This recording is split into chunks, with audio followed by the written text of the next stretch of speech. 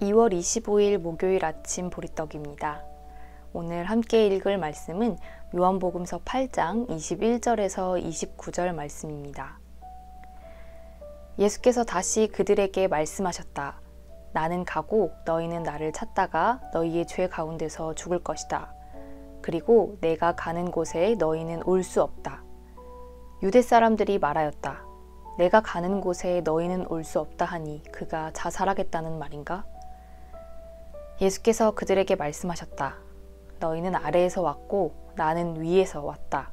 너희는 이 세상에 속하여 있지만 나는 이 세상에 속하여 있지 않다. 그래서 나는 너희가 너희의 죄 가운데서 죽을 것이라고 말하였다. 내가 곧 나임을 너희가 믿지 않으면 너희는 너희의 죄 가운데서 죽을 것이다. 그들이 예수께 물었다. 당신은 누구요? 예수께서 그들에게 대답하셨다. 내가 처음부터 너희에게 말하지 않았느냐? 그리고 내가 너희에 대하여 말하고 또 심판할 것이 많이 있다. 그러나 나를 보내신 분은 참되시며 나는 그분에게서 들은 대로 세상에 말하는 것이다. 그들은 예수께서 아버지를 가리켜서 말씀하시는 줄을 깨닫지 못하였다.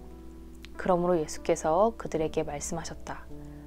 너희는 인자가 높이 들려 올려질 때에야 내가 곧 나라는 것과 또 내가 아무것도 내 마음대로 하지 아니하고 아버지께서 나에게 가르쳐 주신 대로 말한다는 것을 알게 될 것이다. 나를 보내신 분이 나와 함께 하신다. 그분은 나를 혼자 버려두지 않으셨다. 그것은 내가 언제나 아버지께서 기뻐하시는 일을 하기 때문이다. 아멘.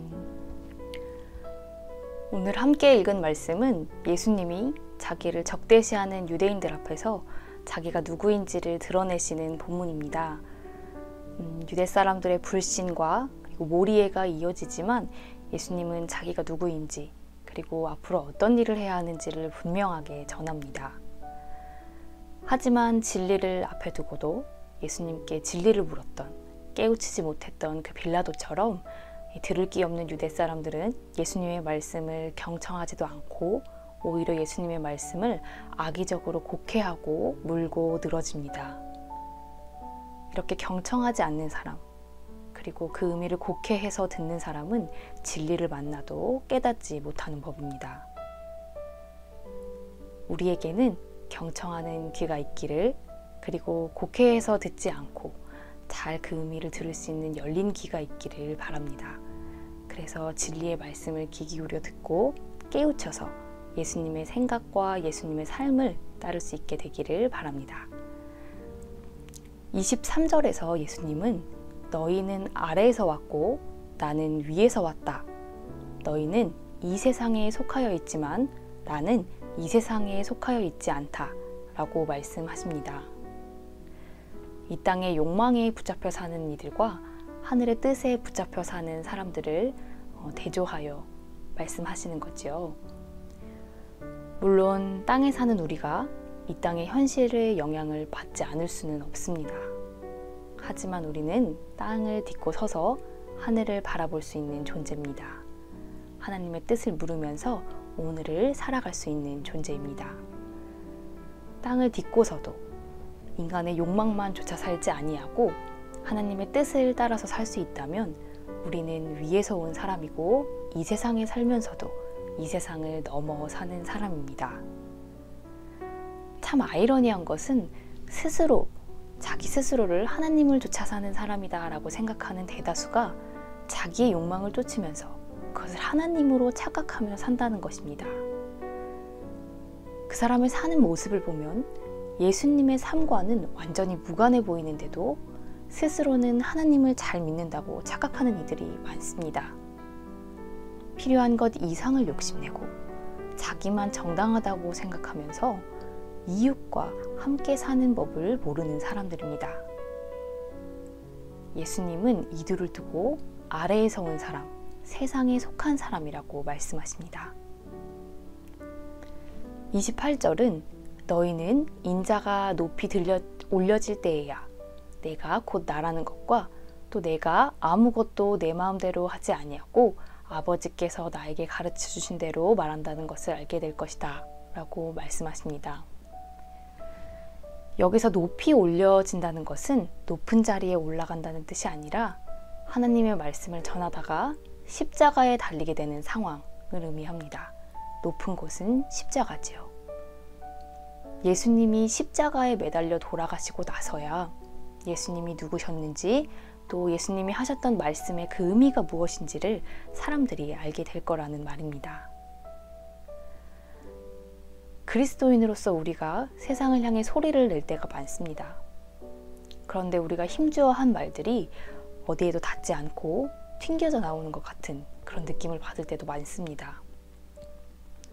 어쩌면 우리가 십자가를 전혀 지지 않고 그저 말로만 하는 소리였기 때문은 아니었나 반성을 해보게 됩니다. 요한 공동체는 이 말씀을 통해서 누가 예수님 안에서 말하고 누가 예수님 안에서 행동하게 되는지 지금은 모를지라도 십자가를 지는 삶을 통해서 많은 사람들과 많은 세상이 다 알게 될 것이라고 자기를 다독였습니다. 우리 말의 진실은 결국 십자가를 짊어지는 삶들을 통해서 드러나게 될 거라는 말이지요. 또 29절은 이야기합니다. 나를 보내신 분이 나와 함께 하신다. 그분은 나를 혼자 버려두지 않으셨다. 그것은 내가 언제나 아버지께서 기뻐하시는 일을 하기 때문이다.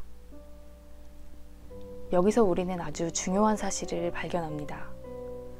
예수님이 기꺼이 십자가의 길을 가셨던 것처럼 우리도 하나님이 기뻐하시는 일을 힘써서 행할 때 주님이 우리와 함께 하신다는 사실입니다.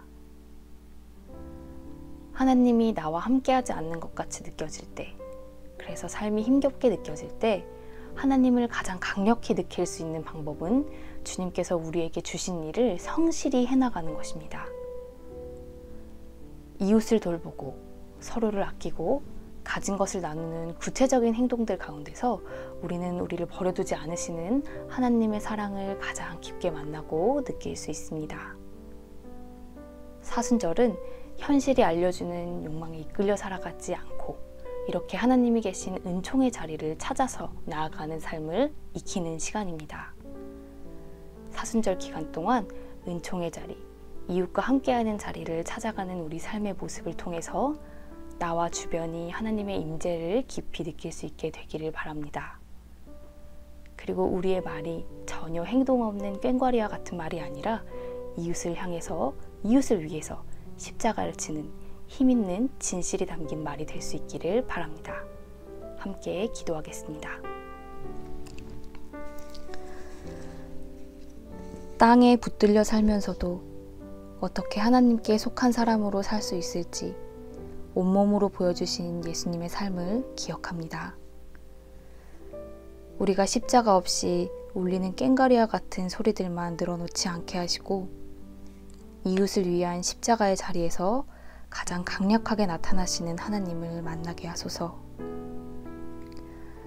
삶이 고달프고 하나님이 보고플수록 우리에게 주신 일, 서로 돌보는 일을 성실히 행하게 하시고 서로를 통해서 하나님의 함께 하심을 느끼고 힘을 얻게 하소서. 우리와 함께 하시는 예수님 이름으로 기도합니다. 아멘.